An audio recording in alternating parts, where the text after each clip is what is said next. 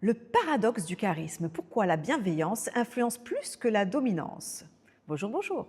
On associe souvent le charisme à la dominance, aux leaders imposants, aux gourous qui captivent une salle. Mais la psychologie sociale montre quelque chose de plus paradoxal. Les personnes qui inspirent le plus durablement confiance ne sont pas celles qui paraissent les plus dominantes, ce sont celles qui apparaissent à la fois compétentes et bienveillantes.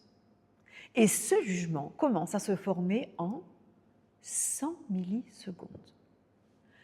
Des recherches menées à Princeton par Alexander Todorov ont montré que nous pouvons former une première impression de fiabilité à partir d'un visage présenté pendant environ 100 millisecondes.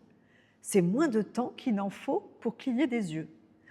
Avant même qu'une phrase soit prononcée, notre cerveau social interprète déjà des signaux. Posture, regard, micro-expressions, le lapsus.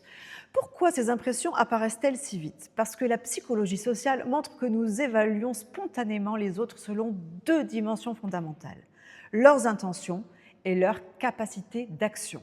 Ce modèle a été largement étudié par Susan Fiske. Autrement dit, notre cerveau se demande très vite, est-ce que cette personne est bienveillante et est-elle compétente? Les individus perçus comme à la fois compétents et bienveillants sont ceux qui inspirent le plus naturellement confiance. Mais une interaction ne se joue pas seulement dans les 2 premières secondes.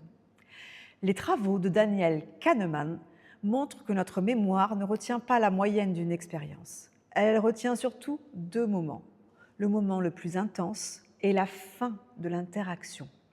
C'est ce qu'on appelle la règle du pic fin. Une conclusion maladroite peut parfois affaiblir la trace laissée par tout le reste.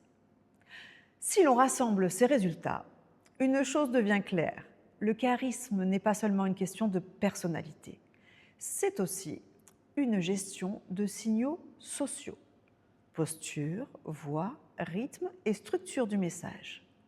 Des recherches menées par John Antonakis montrent même que certaines techniques rhétoriques peuvent augmenter la perception de charisme. Et des travaux en neurosciences, notamment ceux de Uri Hasson, suggèrent qu'un récit bien construit peut créer une forme de synchronisation cognitive entre le narrateur et son auditeur. Rejoignez-moi sur ma chaîne YouTube et sur mon site champexpressionscénique.com. Ciao, ciao, ciao!